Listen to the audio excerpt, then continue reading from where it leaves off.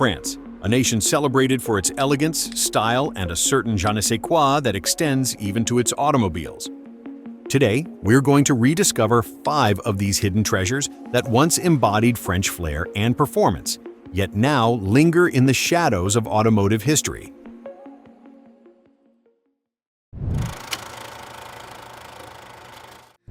The Venturi 400 trophy, produced in 1992 by the French automaker Venturi, was conceived as a purpose-built racing machine. They aimed to produce a limited-run model capable of challenging established marques like the Ferrari. The trophy was specifically designed for a competition in a dedicated racing series, the Gentleman Driver's Trophy, and was produced for only a single model year. Its lightweight construction, with a curb weight of approximately 2,200 pounds, was achieved through the use of a featherweight carbon fiber body, stiffened steel monocoque chassis, and Kevlar body panels. Powering it was a mid-mounted 3-liter 90-degree PRV overhead cam V6 engine, featuring 24 valves and twin turbochargers with an air-to-air intercooler. This potent engine delivered an impressive 408 horsepower and 390 pound-feet of torque, and its power output significantly surpassed that of the Ferrari 348 of the same era. The performance figures were also remarkable for its time, achieving 0 to 60 miles per hour in just 4.1 seconds and reaching a top speed of 180 miles per hour. It was an exceptionally rare automobile, with only 76 race-ready units ever produced in its single year of production. While it garnered attention for its performance capabilities, its rarity meant it never achieved widespread market presence or recognition among the general public. A road-going version, the 400 GT, was even rarer, with approximately 15 models ever built.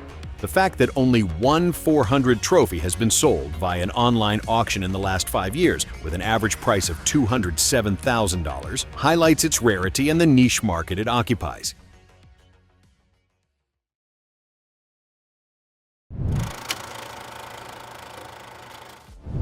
The Renault 5 Turbo, launched in 1980, was conceived as a homologation special for Group 4 rally competition. It featured a mid-mounted engine and rear-wheel drive, transforming the humble city car into a potent performance machine. This audacious project was Renault's response to the dominant mid-engined Lancia Stratos in the rallying world. Despite its high price tag for the time, it generated significant market demand, exceeding the required production minimums for homologation. Under the hood was a mid-mounted 1.4-liter turbocharged 4-cylinder Cleon-Fonte engine, equipped with Bosch fuel injection and a Garrett T3 turbocharger. In its standard road-going form, this engine produced 158 horsepower and 163 pound-feet of torque.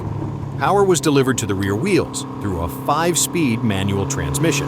In full rally specification, the engine could be tuned to produce significantly more power, reaching up to 340 brake horsepower. The first 400 production models were built at the Alpine factory in Dieppe to meet homologation requirements, sharing some components with the Alpine A310. It was produced between 1980 and 1984, with a total of 4,987 units manufactured and exceeded the initial homologation requirements, reflecting strong market interest in the unconventional hot hatch. It achieved considerable success in rallying, including a victory in the 1981 Monte Carlo Rally. However, its high price and limited practicality compared to more conventional hatchbacks meant it remained a niche product. Although it is highly regarded by enthusiasts for its unique character and an impressive performance, its rarity and specialized nature have prevented it from achieving the same level of widespread recognition as some other French sports cars.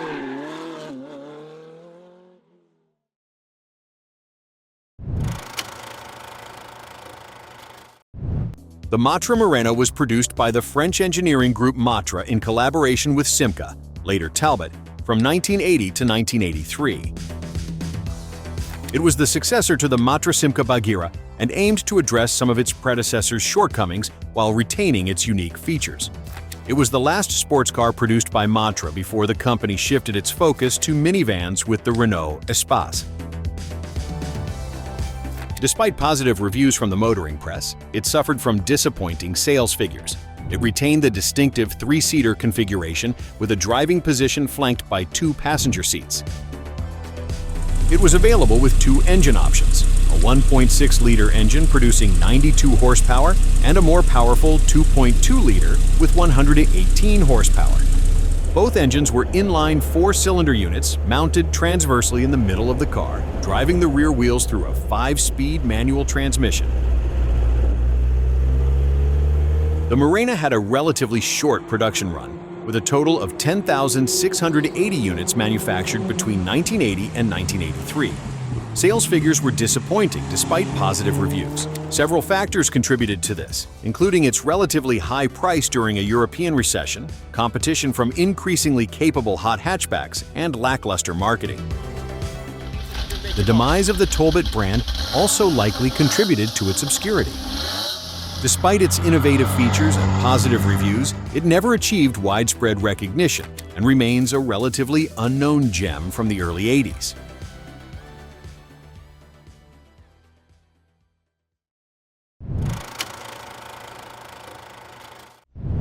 The Alpine A610, produced from 1991 to 1995, represented the final evolution of Alpine's rear-engined sports car lineage before the brand's revival in the 21st century.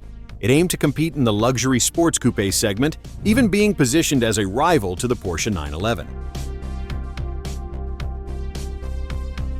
Despite receiving generally favorable reviews for its performance and handling, it suffered from low sales figures and ultimately marked the end of an era for the original Alpine marque. Alpine had been under Renault's ownership for many years by this point, and the A610's lack of commercial success contributed to the brand's temporary dormancy. The A610 retained Alpine's signature rear-engine, rear-wheel drive layout and fiberglass body construction. Powering it was a 3-liter turbocharged PRV V6 engine, producing around 250 horsepower and 258 pound-feet of torque. It was praised for its comfortable ride and a spacious cabin for a sports car, making it a capable Grand Tourer. Despite positive reviews, it struggled to compete with more established brands like Porsche, particularly given its similar price point. The lack of strong brand recognition and a perceived image deficit compared to its German rival likely contributed to its commercial failure. Its quirky French design and interior, while appealing to some, may not have resonated with a broader audience in the competitive luxury sports car market. As the last model of the original Alpine era before its temporary demise, it became somewhat of a footnote in the brand's history until its more recent revival. However, with its blend of performance, rarity, and distinctive character, the A610 is increasingly being recognized as an underrated and potentially appreciating modern classic.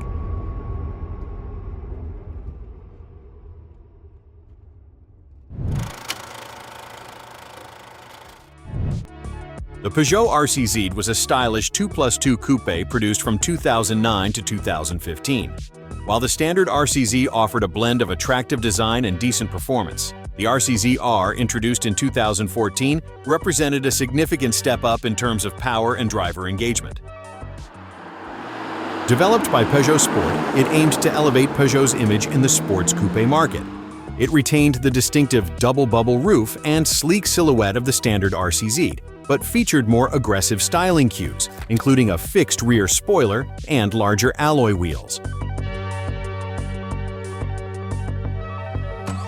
Under the hood, it housed a highly tuned 1.6-liter turbocharged 4-cylinder engine, producing an impressive 270 horsepower and 243 pound-feet of torque.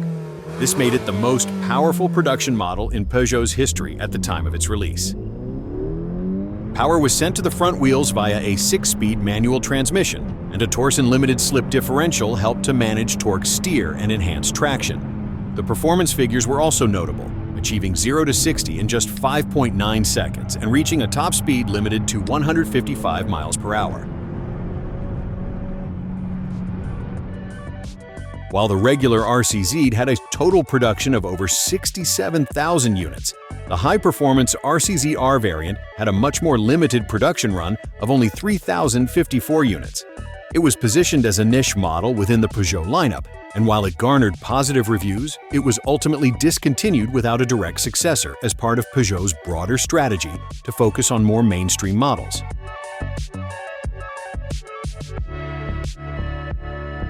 This lack of a sustained presence in the market and its position as a high-performance variant of a car that was itself a niche product likely contributed to the RCZR fading from the memory of many car enthusiasts.